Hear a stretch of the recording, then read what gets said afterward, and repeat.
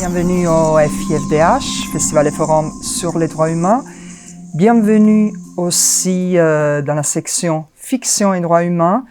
Nous avons le plaisir en fait de vous présenter, de vous avoir présenté et sélectionné My Name is Baghdad, film brésilien réalisé par Caru Alves de Souza, qui est une jeune réalisatrice, scénariste et productrice aussi brésilienne.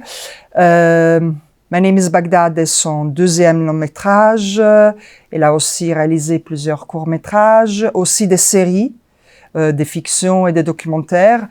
Et voilà, nous sommes vraiment ravis de pouvoir compter sur ce film pour cette édition du festival. Nous avons le plaisir d'avoir Caru Alves de Souza ici avec nous. So, hello, Caru. Now we switch to English. So I was just shortly sharing some biographical notes with the audience. I said that you were filmmaker, scriptwriter, and also producer. And even though you're quite young, you already have a very remarkable track record with another feature film that you directed, but also short films and also series. I think that you recently also worked on a series. No, I'm writing the script for the first season and second season. It's a TV series based in my first feature, The Menor, Underage. So because of the pandemic, I couldn't shoot. But I don't know when I'm going to. It's a good time to write this pandemic time. So I really wish you lots of inspiration for this new challenge. But let's go back to My Name is Baghdad. It's one of our 8 features that we are presenting in the International Fiction Competition. It's a film that we cherish a lot. We really like it. And this was already at the time of the selection because it's at the same time a very fresh insight, but with a very solid impact, I would say, with a very solid narrative and storytelling. So the combination of these things is for sure something that we appreciate very much. Maybe you could share with the audience a little bit the story, the idea of the project. Why did you want to tell this story? Mm-hmm. Well, in fact, My Name is Baghdad was my first draft. I was much younger when I first wrote the first draft of the script, and it was based in a book called Baghdad the Skater. And at first, the main character was Baghdad, but a male skateboarder. And then going to a lab, a script lab, the consultor and I realized that I wanted to do a story about the Baghdad's cousin in the book. And then when Rafaela, the producer, came to the project, we both realized in a conversation in a bar, because we are friends, we were drinking beer. And then we were talking about the project, and then we realized that we wanted to do a film with Baghdad, but Baghdad as a female skater. So that's when the story came as it is. But actually, this project, it's very particular for me, because it was always attached to reality, which means that because it's a very old project, it changed a lot, and it changed because of the because of reality, because of the time. I don't know how to say that in English. Which means that when we decided to do a film with a female skateboarder, we in the skate parks in Brazil, in São Paulo, it was only like the skate parks there was only boys skating, and sometimes one girl or two girls or no girls.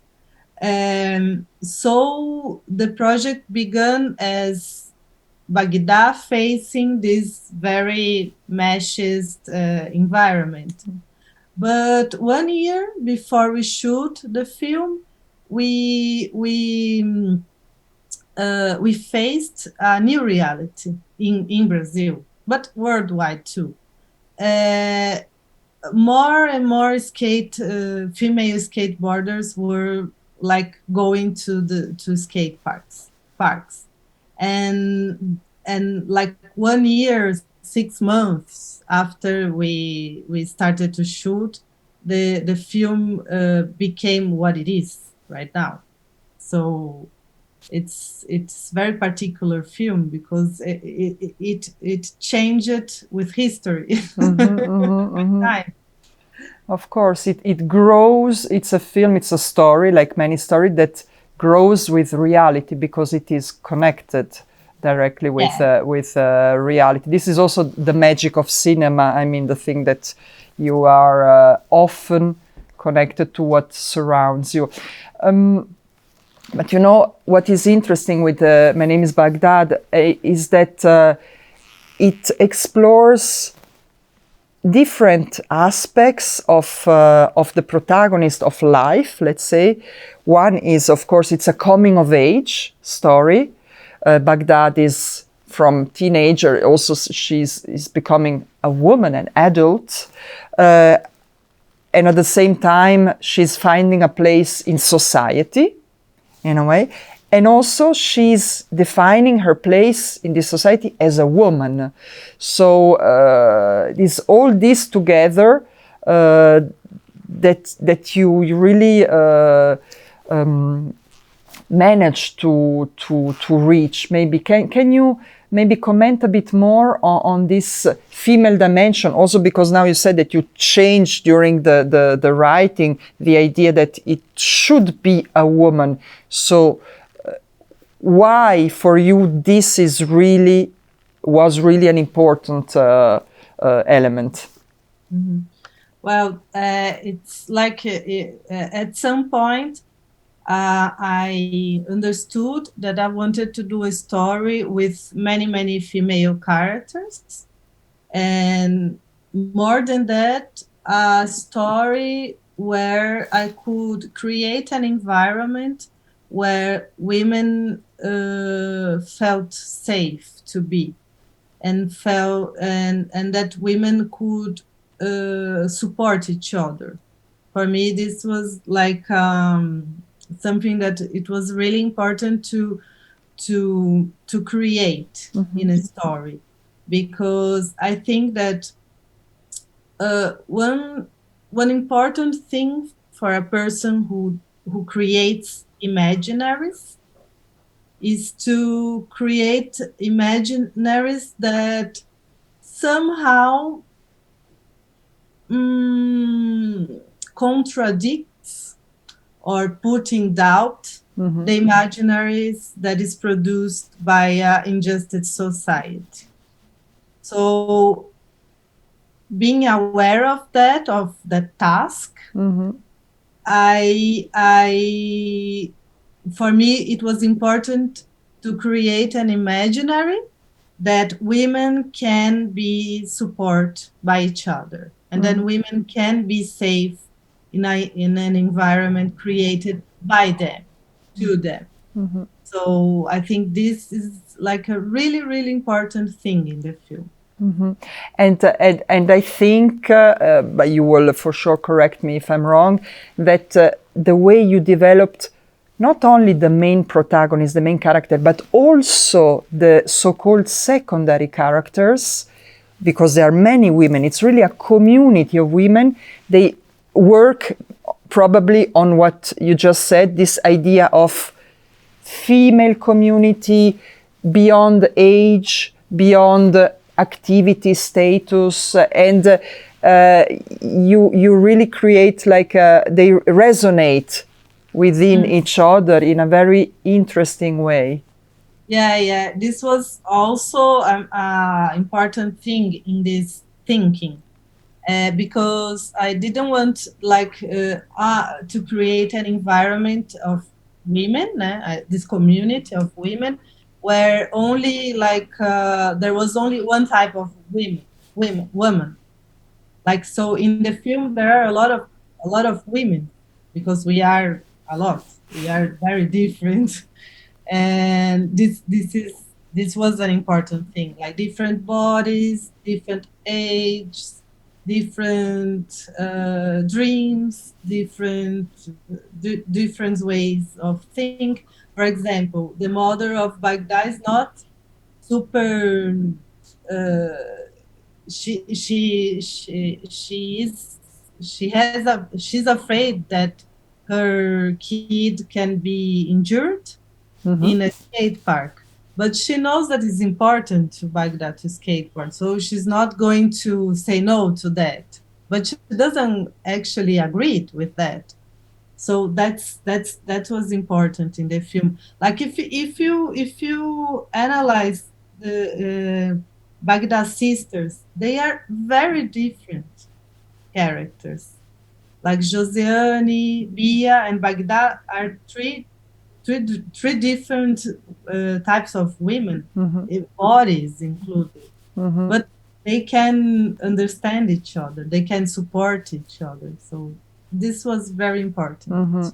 Yeah, and this also gives something that for us at the festival was very important, is this effect of empowerment with this diversity of women, and also the way that is done. Sometimes you don't need to be a hero, a female hero, to work on this idea of female empowerment. It starts from the daily actions, from daily or very, let's say, peculiar moments, but it's through that this idea of empowerment, of affirming yourself as woman really starts. Yeah, in a daily basis. Yeah, I mean, this is another important thing for me, because I'm kind of fed up with these hero stories, because they create a sense that you can only be empowered or be exceptional if you are a superhero, if you are a hero, if you do great things. And in daily life, we do great things all the time. So, and I think it's more empowering if we are able to see that in daily life. Yeah, for sure, you can recognize yourself. I can, or I don't know, my cousin can probably recognize herself more in these situations. Caru, I wanted to ask you, because it's a very important also element of your film, how did you work with the actors? How did you work with them at the beginning? How did you cast them? Are they professional, not professional? Also because of this connection with reality. It's a mix. It's the cast is a mix of actors, non-professional actors and actresses, and professional actors and actresses. Most of the skateboarders, they never acted before of the film, including Grace, Baghdad's character, and Baghdad's actress, and but the adults, I don't know how to say that, character actresses, they were professional. But, for example, the character of Gilda, played by Paulette Pink, she's a performer, but she didn't act in a fictional movie before. And Micheline, Baghdad's mother, she acted before, but most of all as herself. Karina Burr never acted as a character, like a character that are so different from her. But she worked as actress in theater, but most of all she's a singer, a famous singer in Brazil. So it was like this mix of actors and actresses. There were only one professional actor, João, among the skateboarders, but most of all they were not professional actors and actresses. And we cast these actors and actresses in skate parks, including Grace. And the professional actors, I invited them because I already worked with Gilda Nomassi, who plays the bar owner. And I worked with Carlota, who plays the best, one of the skateboarders' mother. And Karina Burr, I knew her from like a performance, like something that we did in theater. And Paulette was part of. I knew her in test, doing cast test. I don't know how to say that. So it was like a mix. A mix. And did you leave a lot of space for improvisation, or was it all very scripted? No, not at all. I had a script that I wrote with Josefina Trota, another script writer. But in the rehearsals, I didn't give the script for the actors and actresses, and we improvised. We improvised after I said, like, okay, this scene is with you, and that happens, and let's do it. And then they do it, and sometimes I gave directions, but I wanted to build the scenes with them, to make sense for them and to make them comfortable. All of them, including the professional actresses. And this was important because of two things. First of all, I didn't want to make a film about skateboarders, but with them. And to make that, I couldn't I couldn't impose. I don't know if this word is English. I couldn't force them to do what I thought it was the scene, but we had to build the scene together. Another thing that it was important is that I thought that if I'm doing a film about people who are in a way fighting against the colonization of bodies, I couldn't force them to do what I wanted to do. So that's why when I talked to the director of photography, Camila Cornelsen, we agreed that the actors would say to her where she had to be, which means that she has to follow the actors and the actresses, not otherwise. So that's why we improvised That's why we didn't have like marks to the lightning, to the camera. But I always say that to improvise, we have to work a lot before. So it was months of rehearsals, of exercise, of being together, becoming friends, knowing each other. So that's how I did it. A very participative project, we can say, right? Yeah. Because Rafaela, the producer, and I, we came from a collective of artists. We are in the same collective. And with this collective, we had a lot of collaborative experiences. And we wanted to do that in cinema too. And your film was presented, it had its world premiere at the Berlinale Generation, if I'm not wrong, and it won, it was awarded, which is great.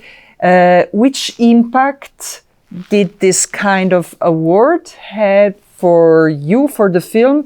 And I also think on something that I would like to comment on Brazilian cinema.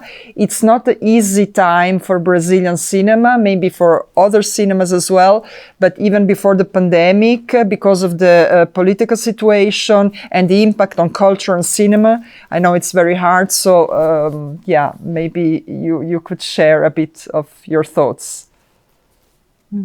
Well, being in a film festival as Berlinale is very important for any film because it gives you visibility. And even in the pandemic times, we could, I think that is because of the film, but also because of the fact that we won in Berlinale. The film went to a lot of film festivals, even during the pandemic time. So it's amazing to be in a festival like that. And especially in Berlinale, I think that it was like the best place to be because it has an audience that is amazing. And this film it's so beautiful to be seen on screen on the theaters. Yeah, and Berlinale was one of the last festivals that took place physically before the pandemic. Yeah, exactly. I mean, it's amazing to be screened in the computers, but it's also a film that is very nice to be seen together, you know, with other people. So it was amazing. And for Brazilian film, as you said, we are in difficult times, and the pandemic came to make it worse. So I mean, all of our government aids, I don't know how to say, government support, financial support for cinema. Yeah, are over or being in this path of total collapse. And we don't know the films that are being like Baghdad, the other films that are being shown in festivals, and it's from ancient times where we could be supported by government. And now, in the past 2 years, we didn't have many films produced, actually. And we don't know what to do because now in these pandemic times, we can't like go outside on the streets and march and nothing. So we are kind of, I don't know, like paralyzed. There are many filmmakers and many groups of filmmakers and entities that are trying to fight against it, but it's very hard in these times. So I know a lot of filmmakers, as I, that took this time of that we can't do much to study or to make other things, and this is very sad. Yeah, so we really do support very much Brazilian artists, Brazilian cinema, and we hope that better times will come soon, beyond the pandemic, because there are different kind of pandemics. There is COVID, and then there are other pandemics that are more political and as heavy as the COVID one. Caru, thank you very much for being connected here with us. Thank you for, my name is Baghdad. Once again, we are very proud and happy to have it in our selection, and we hope to be able to welcome you in Geneva and Switzerland in the future. Thank you so much. Yeah, thank you. I want just to end with a happy thought that I know that like films like Baghdad and many other films talk about the world that we want to live in, and I think that is very important to that film festivals continue to exist, that movies continue to exist, and everything that can create and imagine these new worlds that we wanted to build and to live in. And I know that for sure we are always going to resist to any difficult times. Absolutely. Muito obrigada, Caru. Voilà. Merci beaucoup à Caru. Merci beaucoup à vous.